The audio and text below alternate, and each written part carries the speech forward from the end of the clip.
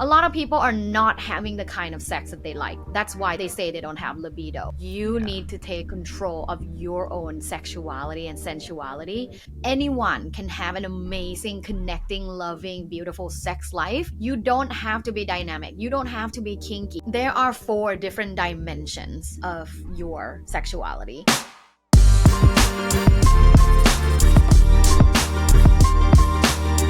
Hi friends, welcome back to the show. I'm so glad you're here, and we are in for a juicy episode today because we're here with the internet's resident sexpert, Dr. Tara. So we have covered a lot of the bases, first base, second base, third base, when it comes to sex and pleasure in past episodes of the podcast. So I'm going to link all of those in the description below in case you want to start at the very beginning and work your way up. But today we're going to be doing a deep dive on sexual compatibility, libido, initiating sex, and what to do when you and your partner are chronically feeling too drained, too burnt out, too tired for sex, and the different kinds of orgasms and sex positions that can really get you there and make sex more exciting. And today's guest, Dr. Tara, is a certified sexologist, an award-winning researcher, a tenured professor of relational and sexual communication. She's a TV host, a radio host, a coach, TikTok's #1 sex educator. Whew, she's truly a pro. She is the host of Luvbites Podcast that focuses on sexual wellness and sexploration. And she just released her new book, How Do You Like It? A Guide to Getting What You Want in Bed. And that's linked below. I highly recommend you check it out. Teach us how to find sexual compatibility and have the sex we're actually excited about, Dr. Tara. Dr. Tara, thank you so much for being here today. I am so excited to talk about sex with you. Yes, I'm really excited to be here. I am also just so excited for you for your new book coming out. You have so much on the go, and you're such an amazing resource online for all things sex and really taking the taboo out of these conversations that we all should be really empowered to have. Thank you. Yeah, I mean, I wake up every day, I'm thinking like, okay, how can I help people feel more comfortable about sex? That's my life's mission. I love that. I want to start actually by talking about sexual compatibility in relationships. And I love that you developed this like Myers-Briggs inspired sexual profile quiz. I'm going to link it in the show notes, so people should definitely try it out. But I'd love if you could walk us through what those categories are in this quiz and how they can help us better understand our sexuality. Yes. So my background is a professor, right? And as a professor that teach quantitative research methods and sexual communication, I thought like we need to develop some sort of test that allows people to understand their own sexuality better and how to have the language to communicate about their preferences and how they express themselves in bed. So I figured I'm going to start my book with the sex personality test, which I call Dr. Tara's sexual profile. It's actually based on over 3,500 subjects. So it's a really good quiz. It allows you to measure yourself in an objective way, and then you'll learn so much more about yourself just through the quiz and reading just chapter 1. There are 4 different dimensions of your sexuality. First is whether you're leaning more dynamic or consistent. Dynamic means you love changes, you love variety. So you might love different positions, different sex positions in a sexual encounter. You might love trying to have sex in like different places, not just the bedroom, but the couch, the kitchen, outside, the car, in a park, like whatever it is. You just love variety. Maybe using different sex toys. Consistent means you have your go-tos, like the tries and trues, and then you love having sex that way because it's multi-orgasmic and you enjoy it and it's pleasurable. And it could be like, these 3 positions, only in the bedroom and when the candle is lit, like, so you're consistent and you are a consistent lover. Again, I want to you're comfortable. Say there's a caveat in all of this, like, it doesn't matter what category you are in any of the things that I'm going to talk about. Anyone can have an amazing, connecting, loving, beautiful sex life. You don't have to be dynamic. You don't have to be kinky. You don't have to try all kinds of crazy shit in order to have an amazing sex life. That's not, this is not about that. This is about embracing who you are, have a deeper understanding, and have the language to talk about it. Do you think you're leaning dynamic or consistent? I'm dynamic, definitely. Variety Love is the that. spice of life. Yeah, yeah. I think I just talked to a really good friend recently who was like, I'm an aspirational dynamic, but if I really think about it, I am so fucking consistent. She's like, I love missionary, I love using one vibrator, and that's it.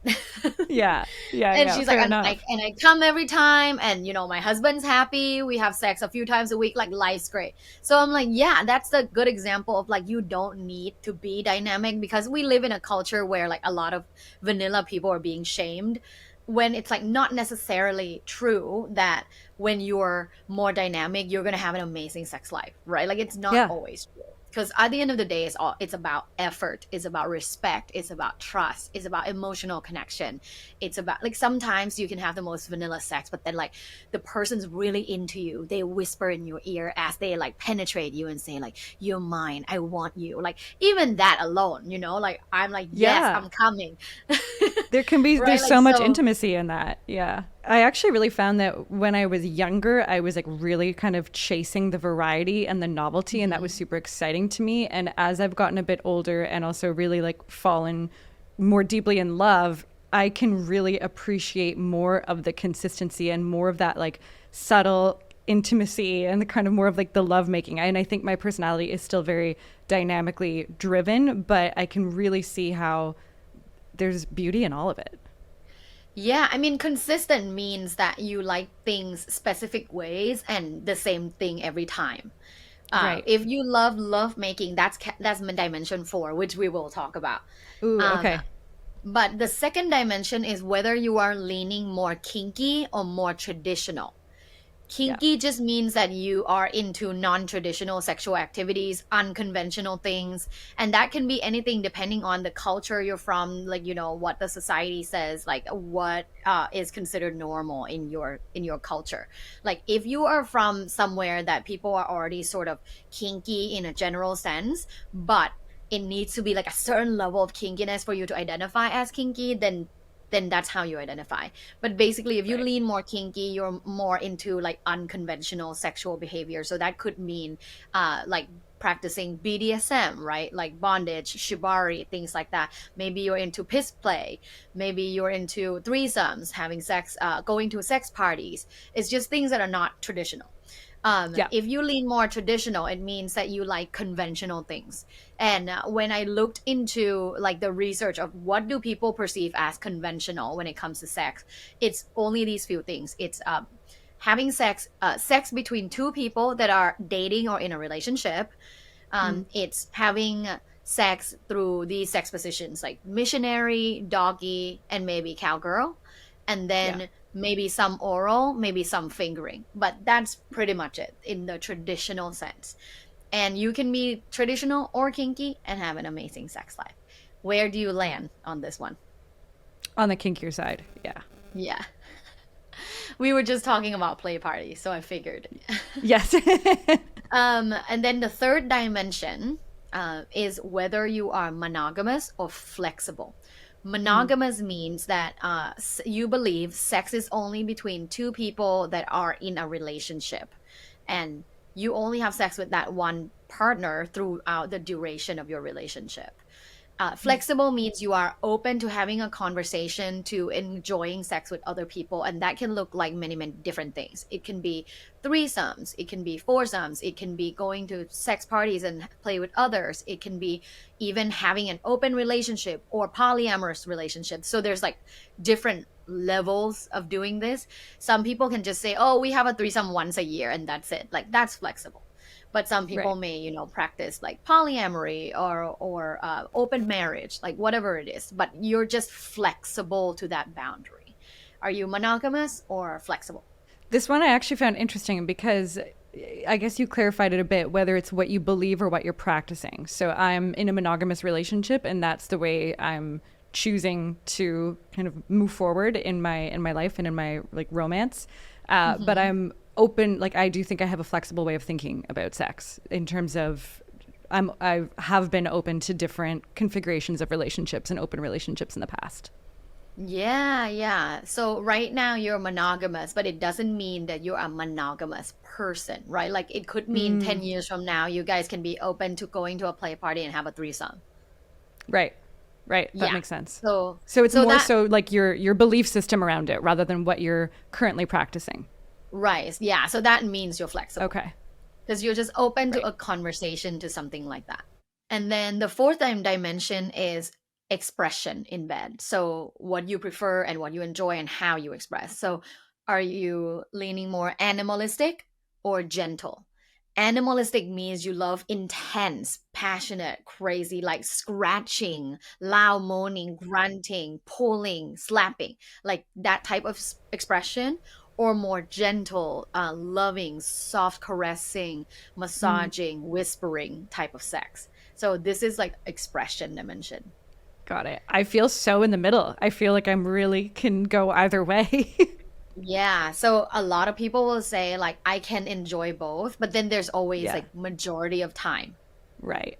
Do you feel like Y- majority of time when you have sex it lands towards one more than the other? I think I generally always like a combo of both, but I Hmm. probably would need the element of kind of like the animalistic passion in order to really feel Hmm. like complete after a Yeah. sexual encounter. Yeah, I agree. I can enjoy gentle from time to time, but I want to be domed. Yeah.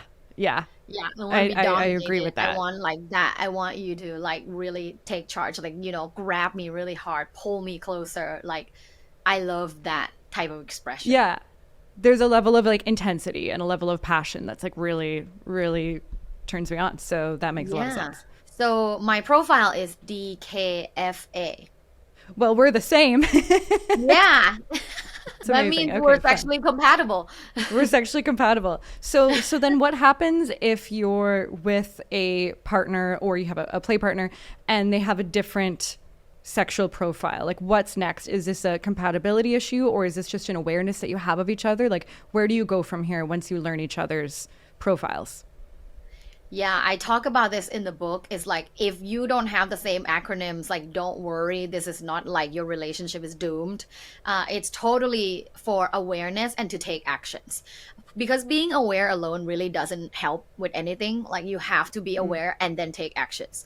Like right. now that you know your partner is different from you, what are their acronyms? What can you then do together to satisfy each other's needs and desires based Mm, on each other's sexual profiles? I think it's so important and very telling if you are in a relationship that's good for you, whether or not your partner is open to expand and to then please you in ways that's more suitable for you. Because if two people put in the effort, take initiative, and do that for each other, people will be really happy. And I'm not saying like all the time, right? Like, let's say, if you are gentle and your partner is animalistic, sometimes you have gentle sex, sometimes you have animalistic sex, and it's a happy relationship. So it's like yeah. whether or not you are similar, like you're compatible based on the profiles, or you're not yet compatible based on the profiles, there are different erotic solutions to Mm. merging as long as you are interested in each other and willing to put in the effort. Got it. So kind of keeping an open mind, interest, and openness are like the keys here. It's not a red flag to be kind of have a different sexual compatibility profile, but the openness to one another and like the willingness to try things. That's the key to knowing that you can navigate those differences. Absolutely. The most common thing that I tend to hear from couples these days is that everyone seems too fucking tired and too busy Hmm. and too burnt out to be having sex.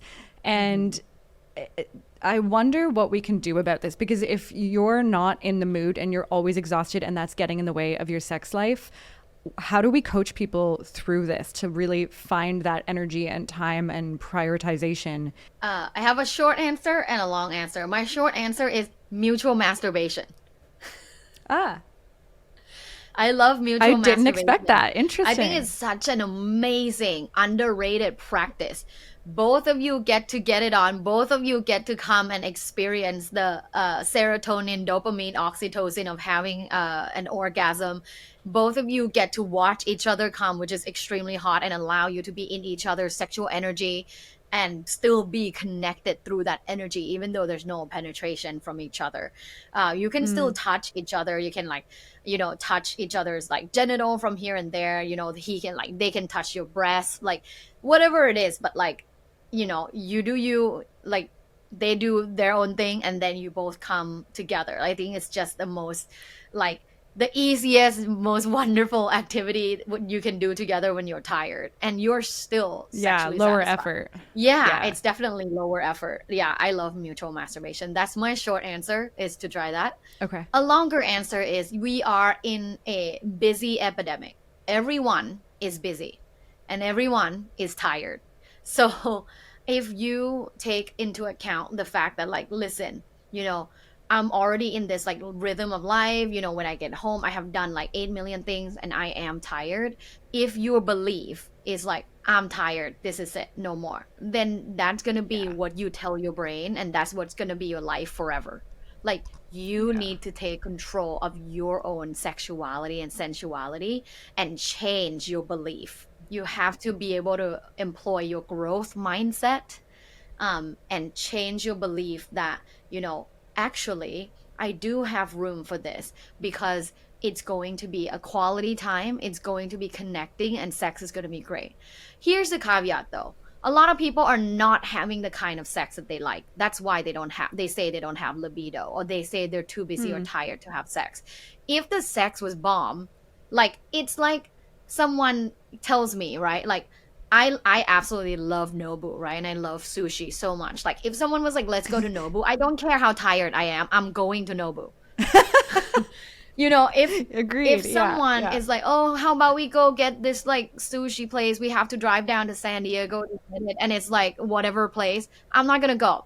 Ultimately, like, are you having the kind of sex that's like so connecting, so orgasmic, focuses on you, like it feels amazing, or is it just an okay Mm. sex and that's why you say you're tired all the time? Let's say not your partner. If your crush walks into the room, wants you so much, like smells your neck, like wants to give you, like, want to touch you, want to massage your clit, want to give you multiple orgasms, wouldn't you want it? You probably want it. So that means Yeah. it's not the libido per se. It's not that you're tired per se. You're just not super, like, Mm. physically horny and energetically attracted sexually to your partner. And that's okay to admit Mm. too. If you're in a long term relationship, that's okay to admit you don't want to jump on your partner all the time, because long term relationships lack novelty and excitement. And that's okay. That's just Yeah. something that you work with. Your relationship evolves to something else. But at the same time, like, I think, people say they're tired or they have low libido. It's sort of like a bit of a cop out. Like, oh, I'm just a person like Mm. that. Like, I'm a person with low libido. Like, but that can change, right? And there are Mm. various ways to change that. One of the ways that I like to reset when I'm in my masculine energy a lot through work, because like I run multiple businesses. I have multiple TV shows that I'm on, so I'm filming. I'm always on. It's really hard to Yeah. relax and hard to get in the mood. What I do is I engage in sexual meditation for at least 5 minutes before I see my Hmm. partner, and I now can drop that energy, masculinity, Yeah. assertiveness, drop it into more feminine energy, soft, relaxed, open to receiving, open to be taken care of. I have like free guided sexual meditation on YouTube if you like guided meditation. You Oh, may cool. hear things like, here's a teaser, like you may hear things like, okay, now I want you to massage your nipples clockwise 5 times. Sigh out loud. Like, so a part of that meditation is to like drop the masculine energy and embody femininity and relax a bit more, be a bit more open to touch from your partner. And that has worked so beautiful for Oh, me. wow. Yeah. Really priming yourself. That makes a lot of sense. I know that as a woman, like we have to embody so many different things, right? Like we have to be like boss bitch, right? And like have to, be good in our career, or have to be like a mom, a caretaker, and take care of everybody and organize everything in the household, have to do chores. Like there's so many of these things that we have to embody. Sometimes like sexual goddess is the last thing we ever embody, when in fact, like other aspects of life also benefit from the sexual goddess identity when she comes out. Yeah, I agree. The being too tired, I really understand it, and I understand like how many hats, especially women, are wearing right now, and Yeah. how they feel so drained. But it Mhm. really is like going to the gym. Like you don't necessarily feel like doing it all the time, but you feel so much better afterwards, and it gives you energy. Like you don't go into the gym with energy, but you come out with a different kind of energy. And I find that with sex, like even if you're tired, True. even if you're bloated, even if whatever, you come out on the other side feeling so much more connected to yourself. If you're having good sex, Mhm. connected to your partner, you like can derive energy from it, or it can like help you go to sleep. But it doesn't have to be an energy taker in the way that I think we're framing it societally. And that's probably to your point, because we're not really having the sex we want to have a lot of the time.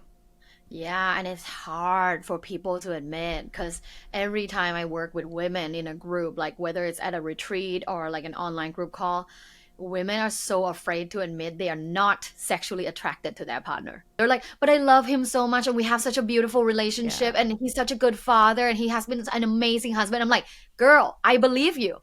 I believe Yeah. you. It's like people have to defend themselves so hard to even admit that. Like, I'm like, it's Yeah. okay. It's okay. You're okay. Yeah. So many women feel this way. Yeah, so you're giving them permission to really be like, I'm with a great person, but we're not like, I'm not really turned on by what we're doing right now, and therefore I'm not really turned on Exactly. by them.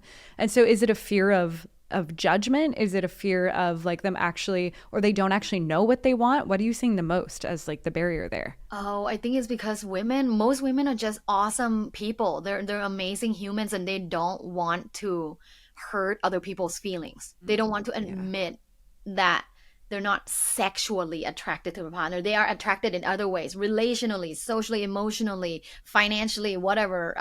You can be attracted to your partner in different ways, like intellectually, spiritually, but not sexually. Yeah. And I think that's hard to admit, because it's like I don't want to say it out loud because I don't want it to be true, but it's true. Yeah. And I don't want to hurt his feelings.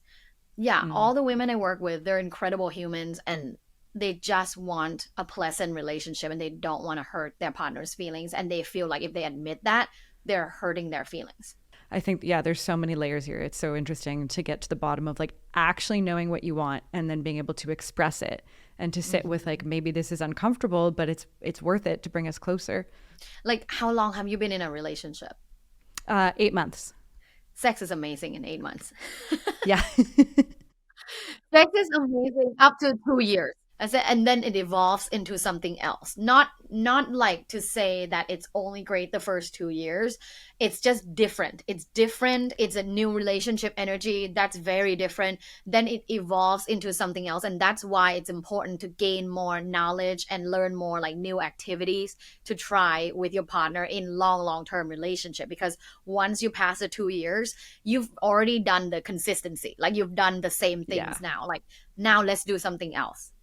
Yeah. Yeah, exactly. And all my friends who are in really long-term relationships like always tell me, they're like, it won't always be like this, and like it's not always realistic when you've been with someone for 10 years. And so yeah, that's, I mean, it's definitely a thing. You transition into a new stage. But I want to also touch back on what you were saying about libido, because I do think Mhm. a lot of couples feel that they have mismatched libidos, Mhm. and you said that there's something we can do about that. So what can we Yeah. do to increase your kind of desire? Like, is this connected to sleep or stress and mental health or hormones or confidence? Like, what are some of the tools we have here? Your desire, your sexual desire, aka sex drive, aka libido, is attached to everything. Stress is the number one libido killer. So if you live a Yeah. stressful life, you will have zero libido. That's quite normal. Yeah.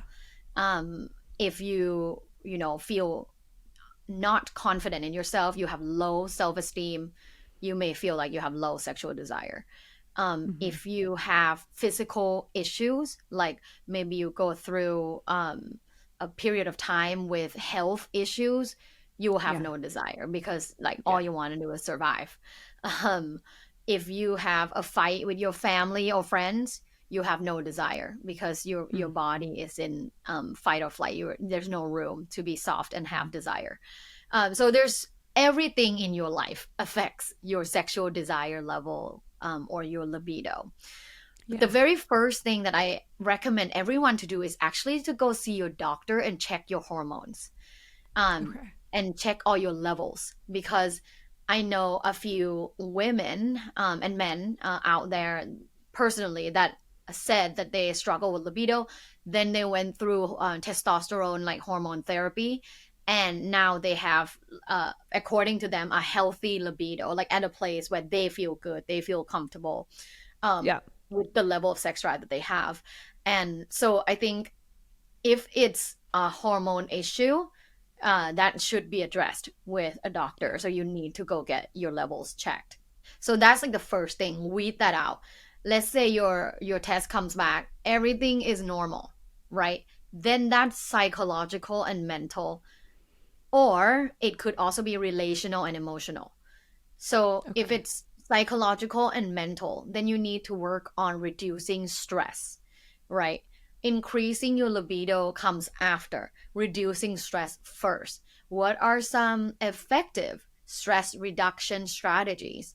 Research shows meditation, hanging out with friends, laughing, dancing, exercise. These are some of the things that reduce your stress.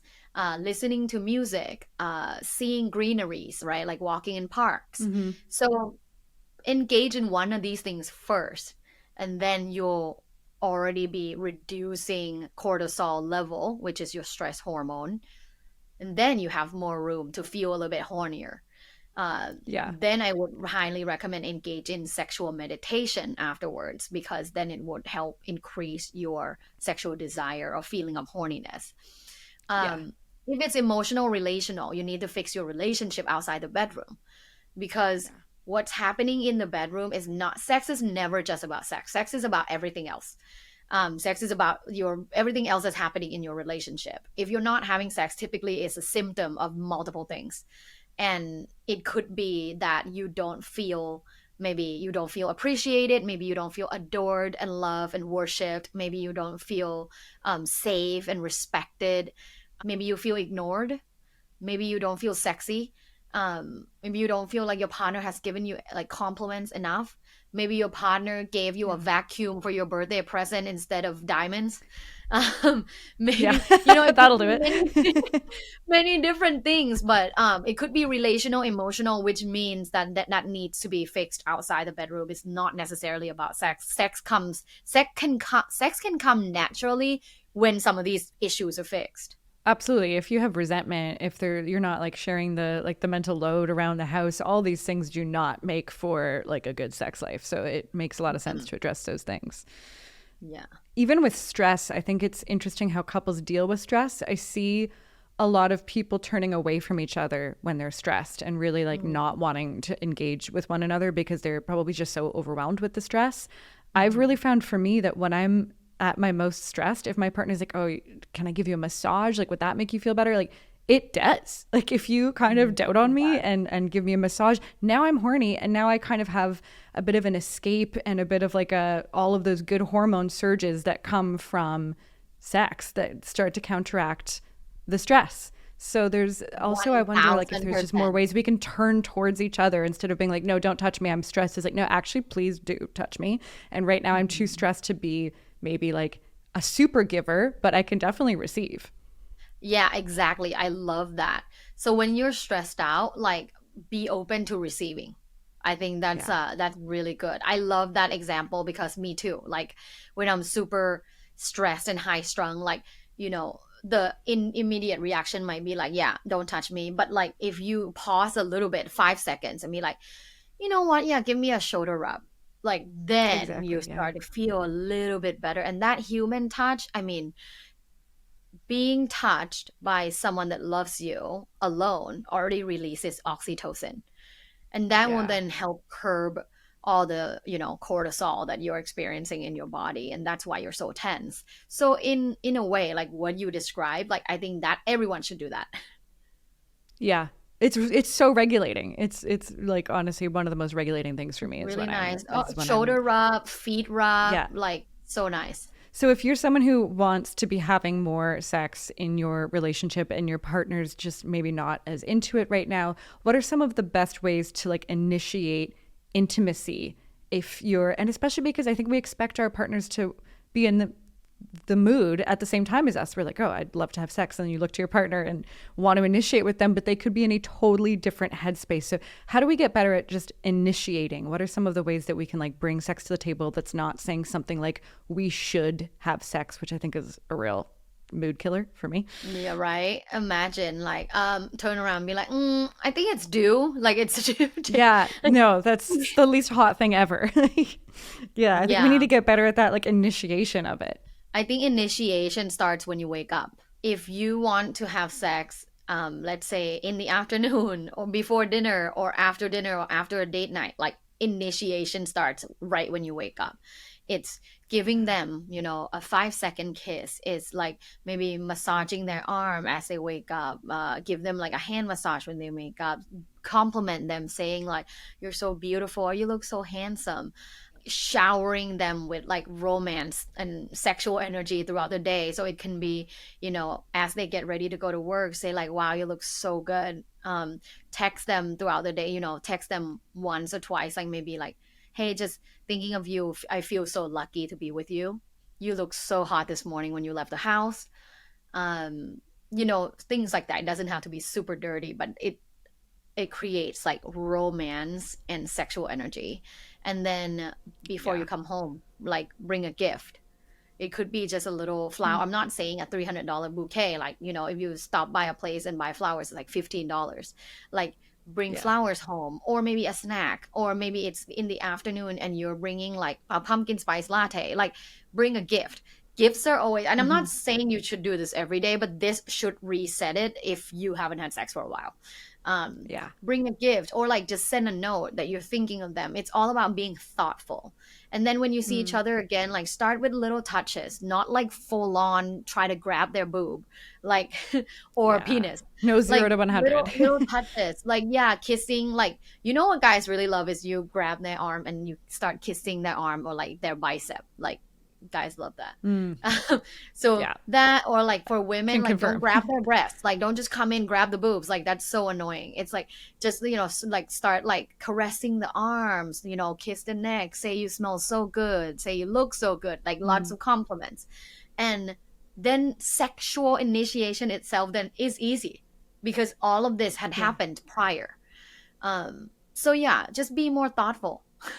Yeah, it really does make so much sense that when we're going from like 0 to 100, it's off-putting for people. Like it can be jarring if there's been So no off-putting. priming. It's like we know with networking, don't just like reach out to someone you've never spoken to and like ask for a favor. You want to like be initiating small bids.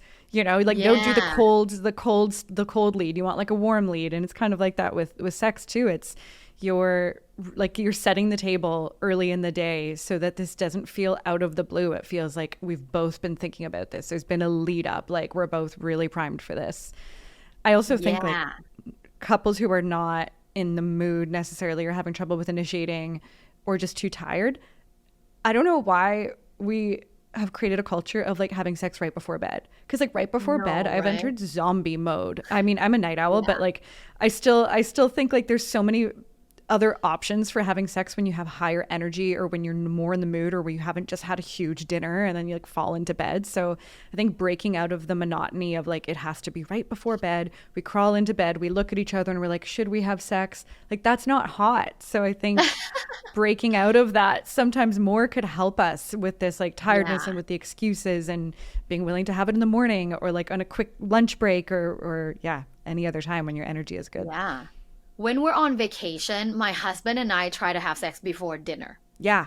We don't wait till after dinner. We actually like do our day activity, come back to the hotel, shower, have sex, then go to dinner. pre-date sex is where it's at. I really think like Yeah. that is the best way to have a good date night is Yeah. sex After before dinner you is go out. hard. Like you said, it's like it's hard. I want to eat the bread basket. I want to like, Exactly. yeah. Do you have any advice for couples who are experiencing performance anxiety that might impact them staying hard or getting wet and just like not really being able to perform? Mm. Well, actually, research based on uh, University of British Columbia, like Sex Institute Lab, found that sexual meditation, like sexual mindfulness practices, help people Mm. with their sexual dysfunction, and whether that can be, vaginal dryness or erectile dysfunction or having a semi, right? Like a lot of men now can't have full erection. Like they have an erection, but it's like a semi. Um, I Yeah. think practicing more of breath work and meditation will help regulate sexual dysfunction. This Mm. is, I'm just mentioning this because it's a practice that doesn't involve taking a medication. Obviously, like for men, Yeah. there are medications out there that can help you like immediately. There are also Yeah. vitamins that you can be taking that has like nitric oxide and it can help with stronger, firmer erections. But at the same time, there are also practices like sexual mindfulness practices, meditation, breath work that can help regulate your sexual dysfunction. Same thing as exercise, because ultimately, vaginal lubrication or like getting horny, right? Blood pooling to the genital, whether it's like an erection or engorged clitoris, that's all Yeah. like blood flow. So Yeah. exercise is just really good for blood flow and really good for sexual functioning. So if Mm. you're not someone that exercises regularly, hopefully this is one of your motivations, is like to Yeah. have blood flow. And walking is not included in that. Walking is great, but walking doesn't Oh, increase your interesting. heart rate unless you walk up Ah. like an incline. If you just Yeah. do a chill walk, it's great for you, but it's not going to help a lot with blood flow.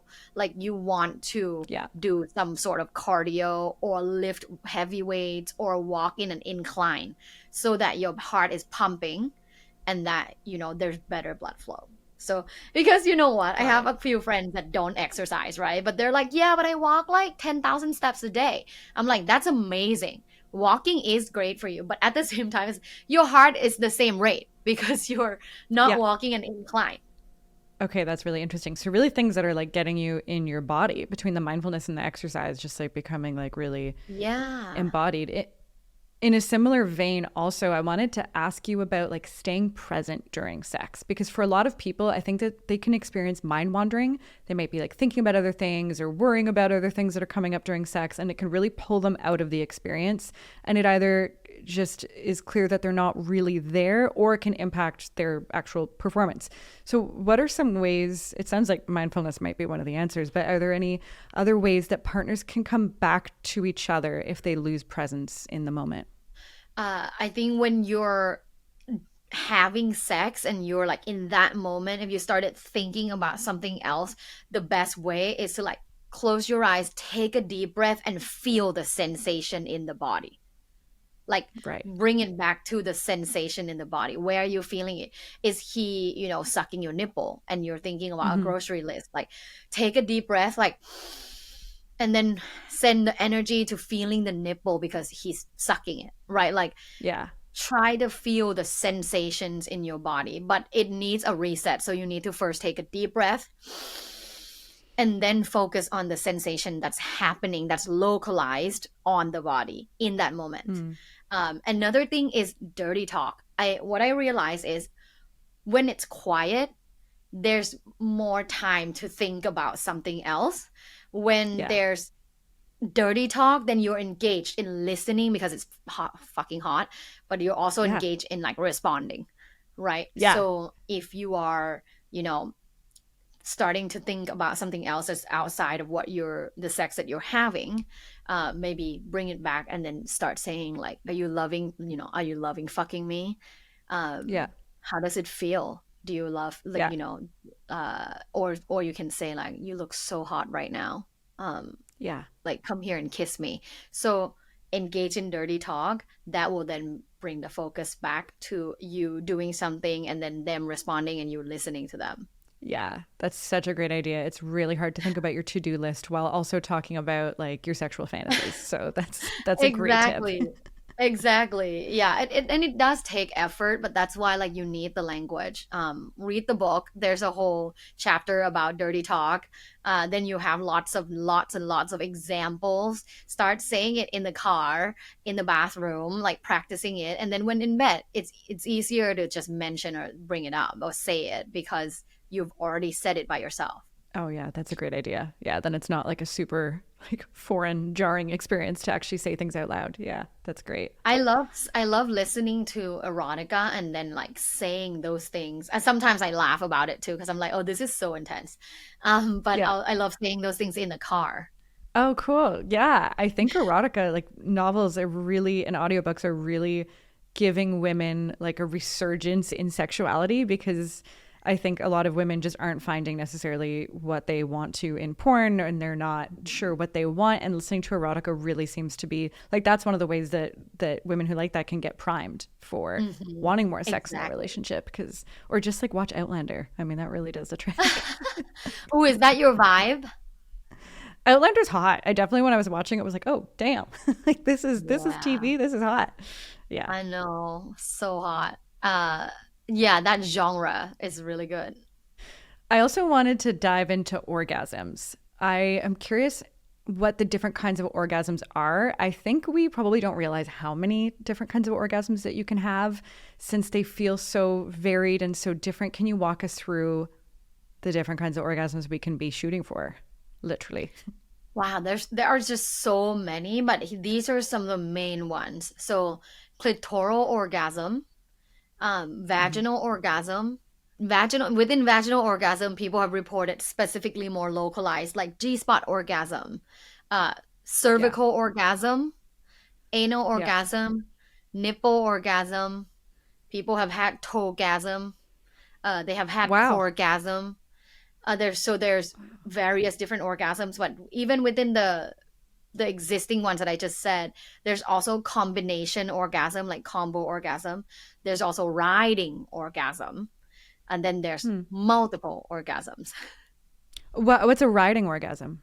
It means like when you orgasms, keep doing that and like ride it past this. So, for example, a lot of women listening probably know like when you masturbate and you come, it kind of feels like you have to pee and you have to close your legs. But instead of removing your vibrator, just keep going.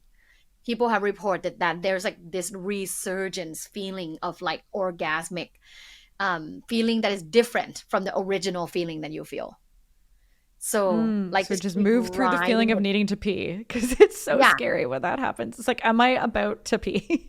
exactly. Maybe just let yourself pee and then just keep the vibrator there to see what it feels like an experiment. Huh. Because like a lot of people can have that riding orgasm with a vibrator and also with a partner, like whether it's a female or male partner, like maybe you're riding, let's say you're riding your man and you're having an orgasm, but then like usually people have an orgasm and they sort of tense up and then they stop and they feel it, right? But in this case, for an experiment, you would then just continue on and tell them to continue to see what it feels like on the other side.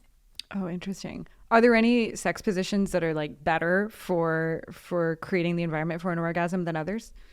I think lifted missionary. Um, Hmm. because again, like you wanted to angle the female pelvic up. Like I think if it's a heterosexual couple, lifted missionary can be really good. So like pillow under her butt. Because missionary has eye contact, it's easy to whisper, breathe on each Yeah. other, so it can be really, really hot. Um, but then if it's not lifted, then sometimes it's not hitting the spot. So lifted missionary is like one of my favorites. I think With legs cowgirl, up or legs down?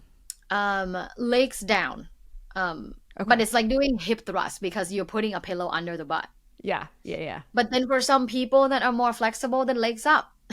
And Okay. then That's great. I think cowgirl because there's a lot of control in how you can move yourself, and also they can help you by grabbing your hips and moving it front and back. So there's a lot of women that told me that that also gives them a lot of orgasms. I'm also curious, like, how I talk about this a lot with my girlfriends because there's not always ejaculation with women in the way that there is with men. Is there a way of like knowing that you've really had an orgasm? Like, is there, how do you gauge it? Or is it just like if you really had a surge of pleasure, you would count that as an orgasm? Or are there like telltale markers of, yes, I just had an orgasm? I think when you have an orgasm, there is a feeling of like you have to pee, and then when you have an orgasm, there's also like your Yeah. pussy is pulsating. It's like contracting like this, Yeah. and it's like there's pulses in your pussy. I think that's when you just Yeah. had an orgasm. So that is the telltale sign. Right. Do you feel that when you orgasm? Yeah, I do. It's usually like a really like intense, almost unbearable feeling that if you push through is really, really pleasurable. But I mean, I love my sex life, but I also don't orgasm every time. And so when people tell me that they do orgasm every time, I'm like, oh wow, like am I just not am I not aware of it, or am I just like have I programmed myself to think it has to be so huge that I'm like missing maybe Mm. small moments that are like intense and pleasurable, but I'm not because there's no like, there's no squirting or there's no like really intense moment. I'm not recognizing that as an orgasm. So I'm always curious about that Mm. and how different people like gauge their orgasms because for men it does seem like pretty cut and dry. And for women it seems like there's a Mm. lot of variance. Yeah, I think mini orgasms are great. I count all of them. Like even if when it feels like really I don't know, like I feel so turned on and my pussy is like contracting, Yeah. I count that as an orgasm cuz like it Yeah. also like comes and it goes a bit and it comes back. Like so I count all my mini orgasms. Love that. Okay, great. Let's get those numbers going. I love it.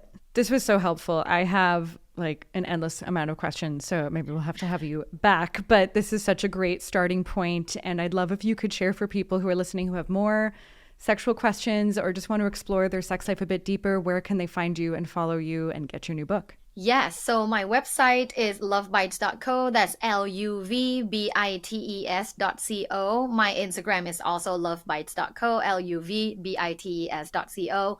The book answers like all of these questions. It's basically the most asked questions answered. And you'll also be able to take the quiz, learn more about yourself, learn more about how to communicate that with your partner or someone you're dating.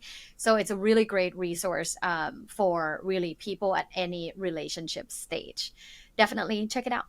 Amazing. Thank you so much for everything you do, Dr. Tara. This was so fun. Thank you so much for having me. Have an orgasmic day.